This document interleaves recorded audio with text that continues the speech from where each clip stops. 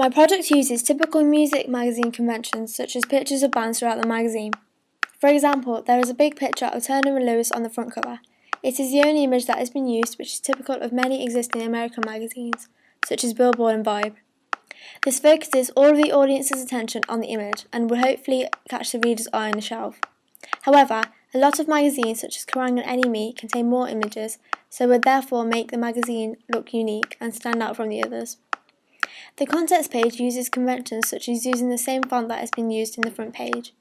Also, the same colours have been used to link all my products together, and so you can easily identify that they are part of the same product. Other conventions I've used are such things as having a barcode, a date line, and an issue number on my magazine. My product represents particular social groups by the different elements such as colour and font. I try to make my music magazine represent an older teenage audience, such as 15 to 20-year-olds. The colours that I have used, such as the light grey and purple, are quite subtle and sophisticated, in order to appeal and represent this older audience. The fonts that I have used are also sophisticated, and hopefully reflect my target social group in being that. The media institution that will most likely distribute my magazine would be Bauer Media Group, simply because they also distribute magazines such as Q and Kerrang. The target audience for my media product would be an older teenage audience, such as 15 to 20-year-olds, also people who have a varied music taste. I attracted my audience by tailoring different elements for them, such as the colours and fonts that I have used. The colours I have used are light grey, purple, black and white.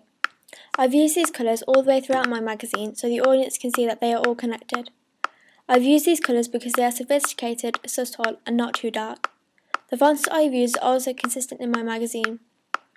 My two main fonts that I have used are also sophisticated and elegant, therefore attracting my audience. The language I have used throughout my media product is quite informal and colloquial, in order to address my target audience. I think this would attract my audience more because it would make them more comfortable in reading the magazine and would create a more friendly sense to it. I lightened most of my images in order to make the overall product not too dark, and so if it was on a shelf it would jump out at the audience. I've used Photoshop to create my media product and I've learnt a lot in the process.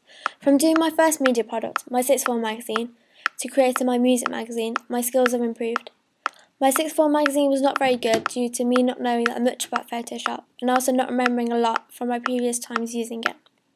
As I was creating my music magazine, I experimented with things, such as applying filters to my photographs.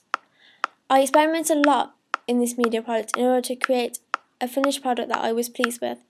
I created a lot of mastheads before deciding on my final one. This was because I knew the masthead would be what my magazine would be recognised by, so it needed to appeal to my target audience and be professional. My sixth form magazine did not look very professional. It contained bright colours which clashed and did not look very appealing. I learnt a lot about making my final music magazine. I made it more subtle and much more professional. The colours I used were more appealing to my target audience and the overall look was more professional.